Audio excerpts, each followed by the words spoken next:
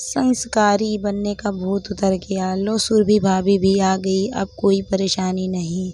अब भाभी अकेले ही सब कुछ संभाल लेगी। चलो मम्मी, हम भी अपनी शॉपिंग कर आएं। सुरभि को घर में घुसते देखकर ही ननद राशि ने कहा, जो 2 दिन पहले ही अपने ससुराल से यहाँ आई है, अरे नैना को भी तो साथ ले लो। मम्मी जी ने कहा तो रसोई में काम करती हुई नैना को राशि ने आवाज़ लगाई, नैना भाभी जल्दी से आ जाओ, शॉपिंग करने चलना है। खाना सुरभि भाभी बना लेगी। राशि की बात सुनते ही नैना भी फटाफट बाहर आ गई। इससे पहले कि सुरभि कुछ कह पाती, तीनों शॉपिंग के लिए निकल गईं।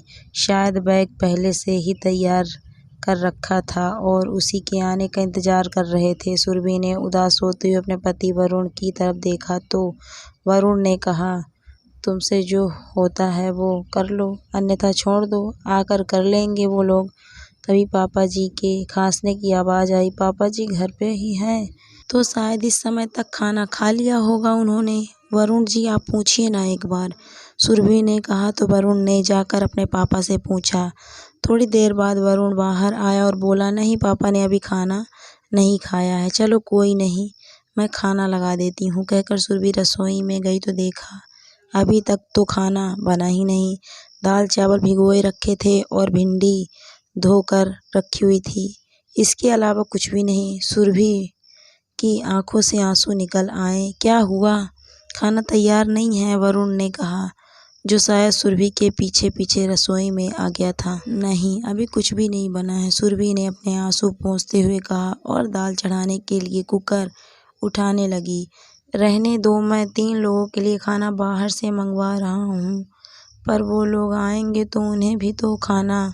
तुम्हारी भी तबीयत तो ठीक नहीं रहती, उनकी चिंता छोड़ दो। उन्हें पता था कि आज हम लोग मुंबई से आने वाले हैं, लेकिन फिर भी खाना ही नहीं बनाया।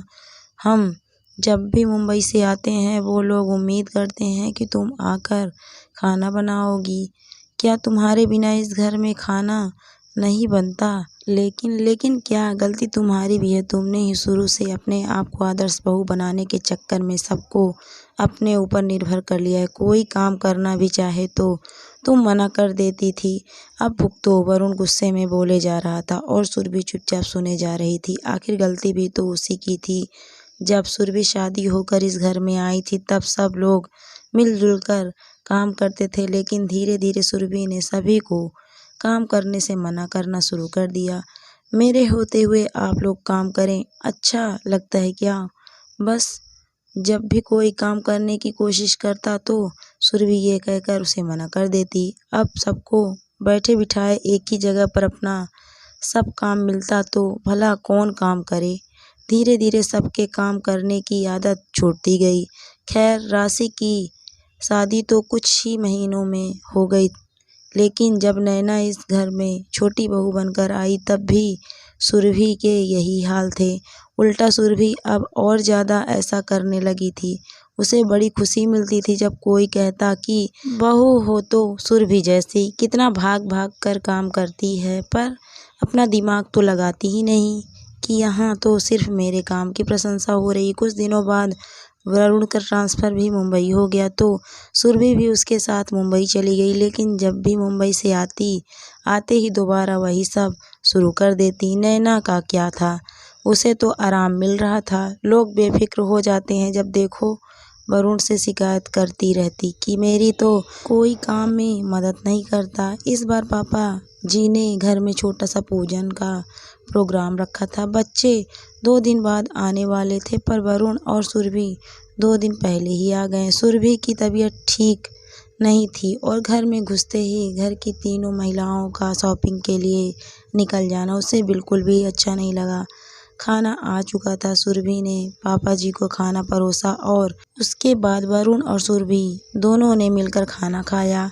उसके बाद अपने कमरे में आकर आराम करने लगी। थोड़ी देर बाद में राशि, नैना और मम्मी जी शॉपिंग करके आ गए। सुरभि को लगा था कि काफ़ी हंगामा होगा, लेकिन ऐसा कुछ नहीं हुआ। वो बाहर निकल कर आई तब उसने देखा कि राशि और नैना मिलकर रसोई में हंसी मजाक करते हुए खाना बना रही हैं। वहीं मम्मी जी बाहर हॉल में बैठकर भिंडी काट रही हैं। यह देखकर सुरभि मन ही मन सोचने लगी कि मेरी तो कोई मदद नहीं करता और यहाँ देखो ये मिलकर काम कर रहे हैं। अरे सुरभि क्या हुआ, तुम्हारी तबीयत तो ठीक नहीं है? मम्मी जी ने कहा। हाँ मम्मी जी, कहते कहते सुरभि की आंखों में आंसू आ गए तो अपने कमरे में चली गई, जिसे देखकर वरुण बोला, मम्मी आप लोग तो मिलकर काम करते हो और ये बेचारी अकेले ही लगी होती है। ये आती है तो इसी के भरोसे सारा काम छोड़ देते हो। आखिर यह भी तो इंसान है, कभी यह भी नहीं सोचा कि उसे भी मदद की ज़रूरत होगी। ये गलत नहीं है क्या? गलत तो है बेटा, पर जिस इंसान को मदद की ज़रूरत ही नहीं होती उसका क्या करें?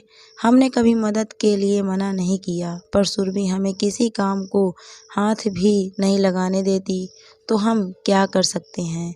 हमें भी यही लगता था कि उसे हम लोगों का काम करने का तरीका पसंद नहीं आता, साथ ही उसे हम लोगों के साथ मिलजुल कर बैठना पसंद नहीं है, इसीलिए खुद ही दूरी बना ली।